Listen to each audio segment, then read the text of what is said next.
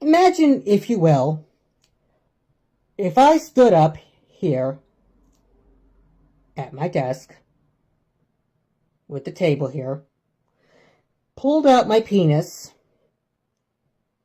and did a marionette show for 3 hours, then claimed it was a production of Pinocchio, and that it was the most shocking event of the decade.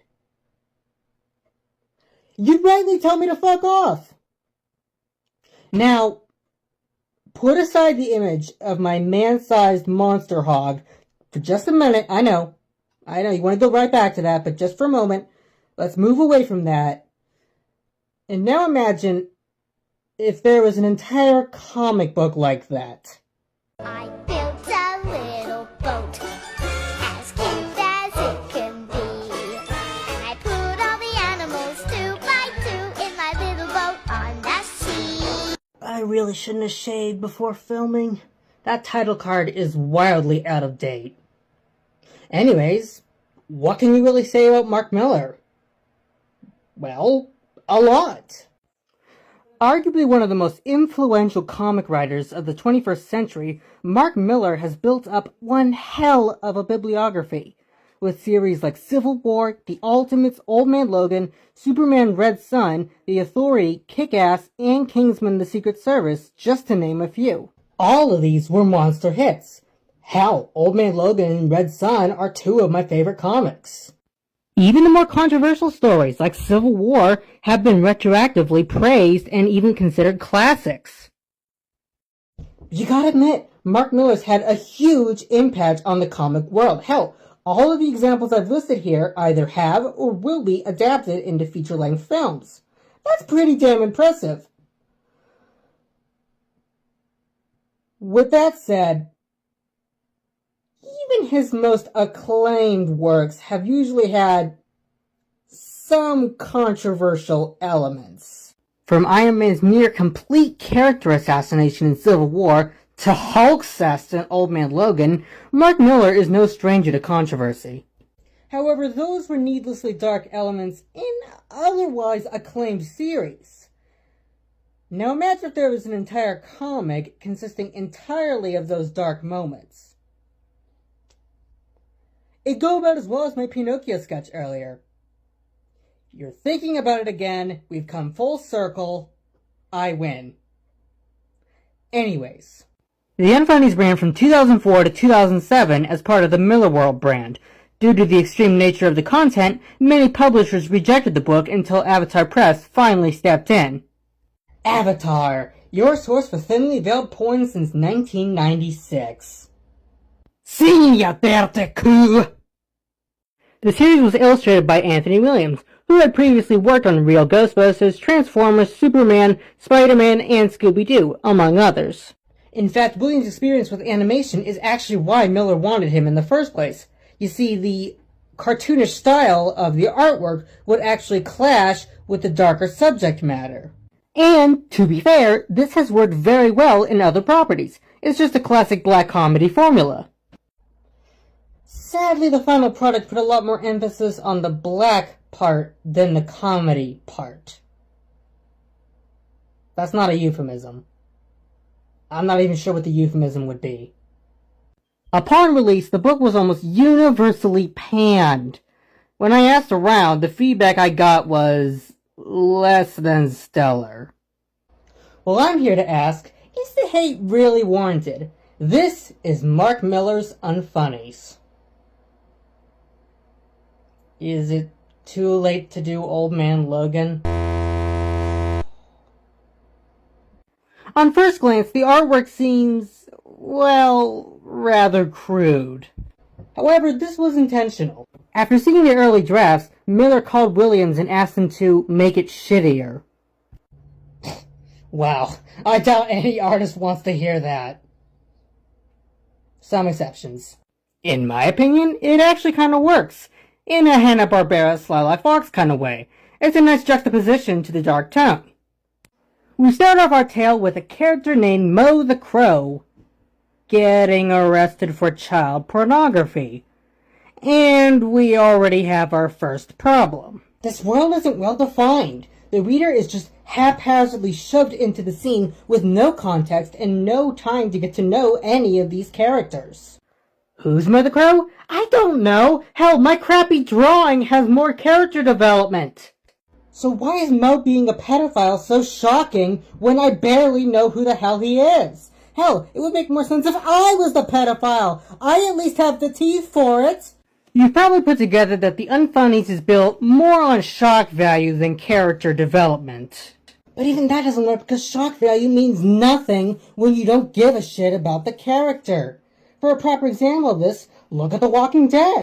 Abraham's death was shocking, but he was a character we'd grown to love. There was an established connection, so when it happens, it's both horrifying, but it's like, oh shit, I love that man.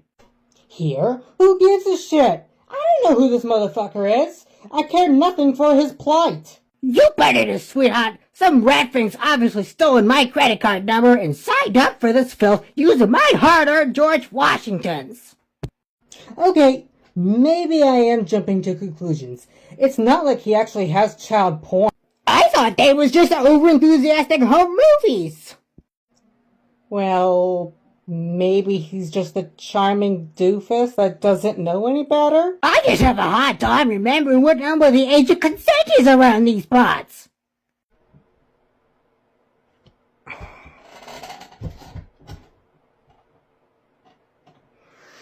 You know, there was a whole sketch planned. It would have been, it would have been funny. It would have been like a little bit of the cameraman having to stand up with the phone. We would go over to the bathroom over there and knock. I'd be like, just a minute. The cameraman would pretend to leave. And then hijinks would ensue. I would try like, no, I'm trying to get out of it because this is so terrible. But I didn't feel like getting hit in the head repeatedly with the door, so here's an artist's interpretation of my thoughts on this particular scene. So we cut to Mo's trial, and much like the dead cat in the chemical toilet in the fallout shelter, we have to break this down. I'm sorry, but you have to experience this. Sheesh! Has this week gone from bad to worse or what, readers? Please don't involve me in this. Turns out he showered with a 6-year-old to conserve water and made an 8-year-old dress up in panties because it was a surprise gift for his wife. So tell me, Mark Miller, what is the point of all this? This parade of suffering, this malaise on the human spirit, this corruption of creativity, love, and simple joy? You brought us an authoritarian Superman felled by his own moral code in 12 words. A dead man rising over the most unimaginable trauma twice to become a hero again. Here? Showering with 6-year-olds! What is wrong with you?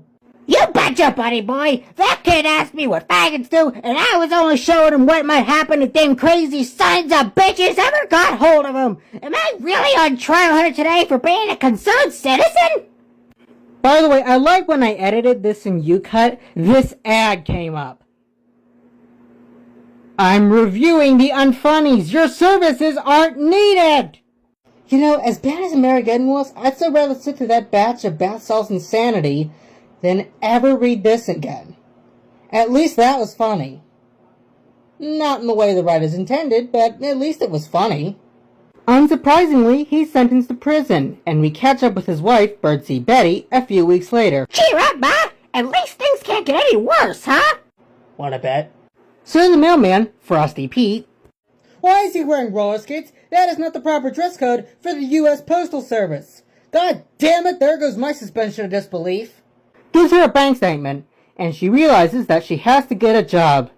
Unfortunately, she's not having the best of luck. I knew this would happen if we let all those refugee snarfleblarts in. Look at those foul, disgusting creatures, poisoning our country, eating our children, raping our babies! You know, I make jokes about this kind of thing, but we're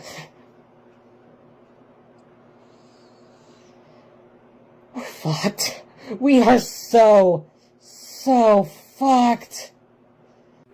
Betty returns home to find her landlord, Jungle Jim, preparing to evict her, and she has to find a way to pay off her debts. Well, maybe it'll be... No, of course it's gonna be something awful.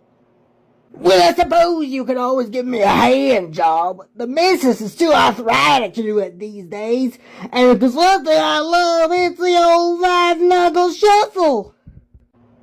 You know, as bad as Meet the Spartans was, I'd still rather sit through that fucking pit scene than ever read this again. At least that movie had Ken Devishin. This destroyed my vocal cords. So Betty visits Mo in prison. He's a pedophile! And why did you bring the kids? How did that conversation go? Come on, kids. Let's go see your pedophile father in prison and hope you won't get molested. We'll stop for ice cream. Christ, are you gonna use them as shields in case the inmates go on a raping frenzy? Oh, shit! Mommy, no! Things are tough all over, sweetie. You think I like dressing up like a bitch and playing nurse for my cellmates? I'm 2 feet tall and weigh 19 pounds, for Christ's sake. What else am I gonna do besides stick my tail in the air? You know, as bad as The Notebook was, I'd still rather watch a psychopath attempt suicide to get another lunatic to love him than read this. Betty asks, to be fair, a very poignant question. What happened? How did everything get so bad? Now I want you to remember this scene. I won't give it away just yet, but keep it in mind. You are gonna be so pissed!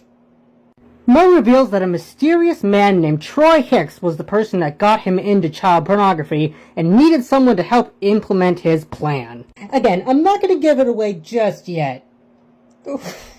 You're gonna be furious! What do you mean? Don't I get you off anymore? Are you saying my career is in danger here, honey? Hell no! A sweet-looking girl like you? Oh, I'm serious. Even sponsor food gets boring after a while, Toots. We just need a little more variety in our sex life.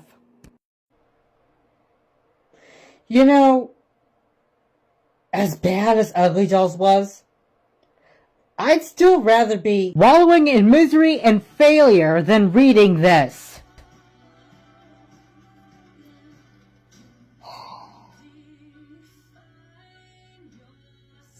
To tell you the truth, I think you're losing your touch a little, sweetie pie. Well, what else could there possibly be? No. Anything? You wouldn't. I guess I've always fancied a crack at the group sing birdsie, Betty. How do you feel about that? Please don't do this. Please, I'll do anything. Look, I'll pay you. I'll suck your dick. I'll even get a real job. Just don't do this, Mark Miller. I was thinking along the lines of me and those cheeky little talks of yours. You may have noticed that as the review progresses, I've been sprinkling little things I would rather be watching than reading this. For your consideration, here's the rest of the list. The pretentiousness of Moulin Rouge, that feeling of being molested during The Cat in the Hat, the out-of-body boredom of that fucking Walking Dead teen show, the blatant Confederate propaganda porn of Gods and Generals, and the entirety of Thor: Love and Thunder. We're going all the way to the top of the list! All of Jonathan Major's scenes in Marvel, as horrific and soul-sucking as that was, I would still rather watch the fiery death of the art of acting itself than read this hate crime on all that is good in the world. I at least achieved enlightenment during that. This just makes me want to hurt people. Now look, I know what you're thinking. Oh great, another angry screaming reviewer. It can't possibly be that bad. Look it up! Look it up!